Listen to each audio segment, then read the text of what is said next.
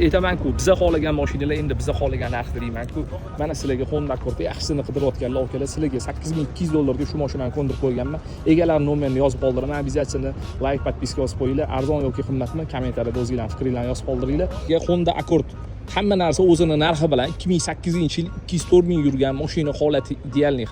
Sostoяние desa ham bo'ladi. Salon holatlarini bitta ko'rib maza qo'rasizlar o'zingizlar. Aka, hadovoy motor korobka ishi bormi?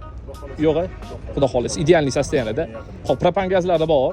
Kraska Petno. Eshigida petno bor. Atak qolgan joyi toza. Qolgan joyi mana kalinkasida bor. Kalinkasida bor. Qarang, motor holatlarini ham ko'rasizlar. Juda ham yoqdi menga. O'zi chunganlar bittada biladi, ha. Chunganlar bittada biladi. Okalar, kipor motorda tayinlanmagani hech qanaqa gap yo'q. Yangi akkumulyator qo'yilgan.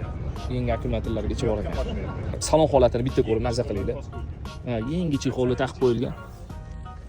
Konditsionerlargacha ishlaydigan mashinamiz 204 ming probekda, propan gazlarigacha bor. Mashina idealniy sostoянияda desa ham bo'ladi.